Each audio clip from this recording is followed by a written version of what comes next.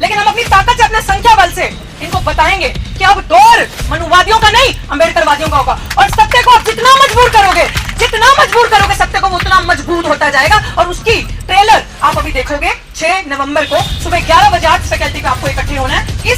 इसीलिए हम लोग चाहते हैं कि फैसला अब जनता की अदालत सुनाएगी, जन सुनाएगा। क्योंकि अगर हमारी सुनवाई कहीं पे नहीं होगी तो रास्ता सिर्फ हमारे पास जमीन ही है अपनी आवाज को बुलंद करने का, न्याय की तरफ जाने का। मैं बार बार बोलती हूँ, मेरी नजर में सामाजिक कल्याण की परिभाषा परिवार कल्याण नहीं है। अगर मैं अपने आप को देखूं, परिवार को देखूं, मैंने लिख दिया नौकरी नहीं, न्याय चाहिए। मेरा परिवार पूरा बहुजन समाज है, SC ST OBC मिनोरिटीज। मुझे किसी एक से मतलब नहीं है, पूरे परिवार से मतलब है। और यही क्रिमिनल, ये देखें आप क्रिमिनल, ये देख रहे हो मच्छर क्रिमिनल सविता रॉय, ये क्रिमिनल, क्योंकि मैं बता रही हूँ उसकी खुद की कोई औकात नहीं है, क्योंकि ये संघ का डंडा अभी से उठाने लगी। ये इलीगली बैठी है अपनी पोजीशन पे। मैं जो भी बात बोलती हूँ पूरे तथ्यों के साथ बोलती हूँ और पूरे प्रूफ के साथ बोलती हूँ। कोई भी चीज, आप किसी भी चीज का सबूत चाहते हैं तो मैं आपको दे सकती हूँ।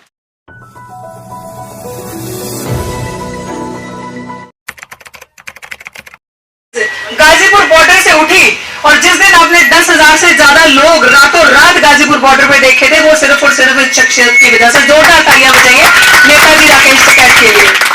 हमेशा मैं इसलिए बोलना चाहती हूँ, आज आप यहाँ पे आए, आपने ये साबित कर दिया कि अगर कोई एक छोटा भाई जो कमजोर है किसी तरीके से, तो बड़ा भाई उसका सहारा देने कैसे आता है समाज का, जो सशक्त है, जिसके पास वो आवाज है, जिसके पास वो ताकत है। आपने यहाँ आके ये साबित कर दिया कि हम एक हैं, हम मूल निवासी हैं इस देश के, और हर लड़ाई हम एक होकर जीत सकते हैं। ये है असली बहुजन समाज। और एडवोकेट महमूद प्राचा जी का तहे दिल से शुक्रिया, मिशन सेव कॉन्स्टिट्यूशन के नेशनल कन्वीनर, जिन्होंने हर मजलूम की हमेशा आवाज उठाई है और हमेशा साथ दिया है।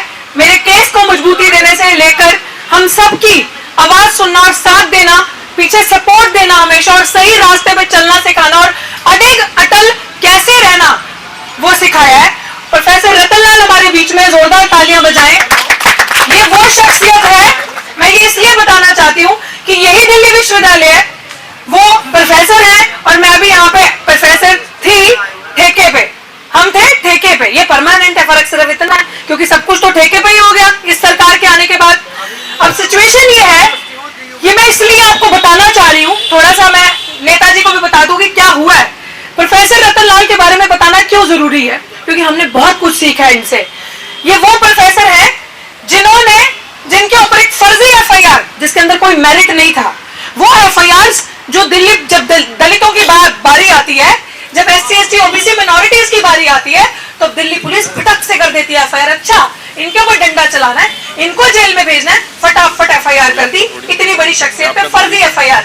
और यही यूनिवर्सिटी, यही वाइस चांसलर साहब ने, यही DU के एडमिनिस्ट्रेशन ने, जब इनका प्रमोशन के लिए सारी एलिजिबिलिटी, सारे क्राइटेरिया दुरुस्त थे, वो प्रमोशन रोक दिया। क्या कह के कि इनके ऊपर FIR है, केस कोर्ट में पेंडिंग है। और यही क्रिमिनल, ये देखें आप क्रिमिनल, ये देख रहे हो मच्छर क्रिमिनल सविता रॉय, ये क्रिमिनल, क्योंकि मैं बता रही हूँ उसकी खुद की कोई औकात नहीं है, क्योंकि ये संघ का डंडा अभी से उठाने लगी। ये इलीगली बैठी है अपनी पोजीशन पे। मैं जो भी बात बोलती हूँ पूरे तथ्यों के साथ बोलती हूँ और पूरे प्रूफ के साथ बोलती हूँ। कोई भी चीज, आप किसी भी चीज का सबूत चाहते हैं तो मैं आपको दे सकती हूँ। तो ये क्रिमिनल जिसने डॉक्टर ऋतु को, मेरे केस में इस क्रिमिनल पे FIR तो हुआ, चार्जशीट भी जमा होगी। अब आप सोच लो SC ST एक्ट में दिल्ली पुलिस से चार्जशीट करवाना कितनी बड़ी बात है। बाबूजी, चार्जशीट जमा होगी, वो धाराएं आप देख लें, धाराएं जो लगी है इस पे, इन पे तो खाली FIR थी। इनकी हेयरिंग में मैं थी, जज भी हंस रहा था ये क्या केस है, वो भी हंस रहा था ये क्या ले आए हो। और ये चार्जशीट जमा होगी, धाराएं देख लो, नॉन बेलेबल। किसी धारा में 2 साल की सजा है, किसी धारा में 7 साल की सजा है। लेकिन ये है हमारा दुर्भाग्य कि जाति जो है वो कभी नहीं जाती, क्योंकि एक विचारधारा, एक जाति के लोग आज सत्ता में अंदर बैठे हैं, कुर्सी पे बैठे हैं, उनकी वजह से आज क्रिमिनल अपराधी कार्यरत है, कुर्सी पे है, और एक बेगुनाह सड़क पे है। अब बताएं हम अपने हक की आवाज कहां उठाए। 35 बच्चों की फ्रॉड चिट्ठी बनाई, और वाइस चांसलर, अभी हमारे पास बहुत सबूत ऐसे हैं जो हम आपको आने वाले वक्त में देंगे। वो वाइस चांसलर साहब का नाम लेकर कहती है कि हम बताएंगे आपको। वो वाइस चांसलर का साहब के नाम लेके कहती है, वाइस चांसलर साहब मेरे साथ खड़े हुए। और वाइस चांसलर साहब बड़ी बड़ी जगह जाते हैं, पार्लियामेंट्री कमेटी में, SC कमीशन में उनका नुमाइंदा जाकर बोलता है हमें तो पता ही नहीं था, हमें तो कुछ पता ही नहीं है, लेकिन वो क्रिमिनल क्लेम कर रही है पता है, इसका सबूत हम आपको देंगे, वो कोर्ट में भी देंगे और आगे भी देंगे। लेकिन ये भी एक प्रोफेसर है सविता रॉय, और ये भी एक प्रोफेसर है, मैं भी एक प्रोफेसर हूं। तो कौन सी ऐसी चीज है कि उस क्रिमिनल को अंदर रखा हुआ है और हम बेगुनाह लोग बाहर हैं और ये पर्चे झेल रहे हैं? इसीलिए हम लोग चाहते हैं कि फैसला अब जनता की अदालत सुनाएगी, जन सुनाएगा, क्योंकि अगर हमारी सुनवाई कहीं पे नहीं होगी तो रास्ता सिर्फ हमारे पास जमीन ही है अपनी आवाज को बुलंद करने का, न्याय की तरफ जाने का। मैं बार बार बोलती हूं, मेरी नजर में सामाजिक कल्याण की परिभाषा परिवार कल्याण नहीं है। अगर मैं अपने आप को देखूं, परिवार को देखूं, मैंने लिख दिया नौकरी नहीं न्याय चाहिए। मेरा परिवार पूरा बहुजन समाज है, SC ST OBC मिनोरिटीज, मुझे किसी एक से मतलब नहीं है, पूरे परिवार से मतलब है। मेरी लड़ाई इंस्टीट्यूशन में हो रहे कास्ट डिस्क्रिमिनेशन, जो जाति के आधार पर, नस्ल के आधार पर हमें प्रताड़ित किया जाता है। अगर हमारे अंदर टैलेंट दिखता है, हम दलित आदिवासी बच्चे अच्छे अंग्रेजी कैसे बोल रहे हैं, छप्पड़ कैसे, अच्छे कपड़े कैसे पहन रहे हैं, हाशिए पे आ जाते हैं, टारगेट पे आ जाते हैं, इनसे बर्दाश्त नहीं होता। तो ऐसी रणनीति करके, ऐसी साजिश बनाकर एक 35 बच्चों की फ्रॉड चिट्ठी, आप सबको ही पता है, मेरे अगेंस्ट लगाई, जो पकड़ी गई, और अभी ये केस इस तिथि पे आ चुका है। अब 6 तारीख को मैं आप सबसे, नेताजी मैं आप सभी हाथ जोड़ के विनती करती हूँ, 6 तारीख को हमारा बहुजन अधिकार मार्च है, जिस मार्च में हमारे जितने लोग सताए हुए हैं, जितने लोग प्रताड़ित है, हमने इनको अभी थोड़े दिन पहले टीजर दिखाया था, वो ट्रेलर है, पिक्चर फिर कभी दिखाएंगे आने वाले टाइम पे। लेकिन उस टीजर में आप सबको अपनी संख्या बल लेके आना है, क्योंकि हम संविधान को मानने वाले, हमारी चीज हर एक चीज पीसफुल तरीके से करते हैं, लेकिन अपनी ताकत से, वो जो एक्शन प्रोग्राम्स उसके बीच में होंगे उस दिन बताए जाएंगे, लेकिन हम अपनी ताकत से, अपने संख्या बल से इनको बताएंगे कि अब दौर मनुवादियों का नहीं, अंबेडकरवादियों का होगा। और सत्य को जितना मजबूर करोगे सत्य को, वो उतना मजबूत होता जाएगा। और उसकी ट्रेलर आप अभी देखोगे 6 नवंबर को सुबह 11 बजे आर्ट्स फैकल्टी पे आपको इकट्ठे होना है, और यहाँ से पीसफुल मार्च शुरू होगा, जिसमें वाइस चांसलर का घेराव किया जाएगा। बड़ी अच्छी बात है, वाइस चांसलर तक ये वीडियो आज पहुंच जाएगी, बहुत बढ़िया बात है। तो क्योंकि ये कुलपति को मैं क्यों कह रही हूँ, ये कुलपति सुन ले, जातिवाद का चरित्र आपका सामने आ रहा है, इसका नहीं आ रहा। ये तो मच्छर है, ये तो छोटी सी इंप्लॉय है यहाँ की, कहती तो गुंडी है अपने आप को, बेचती भी है यहाँ पे क्रिमिनल्स मिलके वाइस चांसलर के साथ। लेकिन यहाँ एक परिवार में सबसे ऊंचा जो व्यक्ति होता है, अगर बाप है या माँ है, परिवार का छोटा इंसान गलती करता है, कुछ करता है, तो बड़ा मुखिया सजा देता है, बड़ा मुखिया फैसला लेता है। लेकिन ये मुखिया जब करप्शन को सपोर्ट कर रहा है, जब क्रिमिनल को सपोर्ट कर रहा है, तो आज लड़ाई इस गुंडी से नहीं है, इस क्रिमिनल से नहीं है, आज लड़ाई वाइस चांसलर से है, क्योंकि वाइस चांसलर की शय के सामने सब कुछ हो रहा है। 2 मोर्चे हमारे सामने लगे थे, वो उठा दिए गए।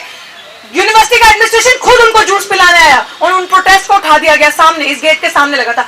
हम लोग 64 डेज से बैठे हैं, क्योंकि दलित की बेटी भारत की बेटी नहीं है, दलित के बच्चों को इंसाफ नहीं मिलेगा। अगर दलित, मैं बार बार ये चीज कहती हूँ कि बहुजनों जागो, आप लोग जागो, क्यों आपके वाइस चांसलर्स क्यों नहीं है, आपके प्रिंसिपल्स क्यों नहीं है, आपके बड़े बड़े प्रोफेसर क्यों नहीं है, ऐसे बुद्धिजीवी प्रोफेसर का प्रमोशन क्यों रोका है कोई ऐसा इंटेलेक्चुअल? अगर अपनी बात नहीं रख सकता, हम स्वतंत्र नहीं है अपनी बात रखने के लिए। दलित हाशिए पे, टारगेट पे आ जाते हैं अगर आवाज उठाते हैं, लेकिन हम आवाज उठाएंगे, हम नहीं डरते किसी धमकी से। कोई ऐसी धमकी नहीं जो हमें डरा सकती है, कोई ऐसी करेंसी नहीं जो हमें खरीद सकती है। और दूसरी बात अंत में यही कहूंगी, हमारी संख्या बल पे नहीं जाना। हमने आपको दिखाया है कि कभी यहाँ पे 5000 लोग भी होते हैं, कभी 200 भी होते हैं, कभी 20 ही होते हैं, क्योंकि हम गरीब लोग हैं, ये गरीब लोगों का आंदोलन है। इस आंदोलन में बाबूजी दरिया से लेके, माइक से लेके, बैनर से लेके सब समाज का दिया हुआ है।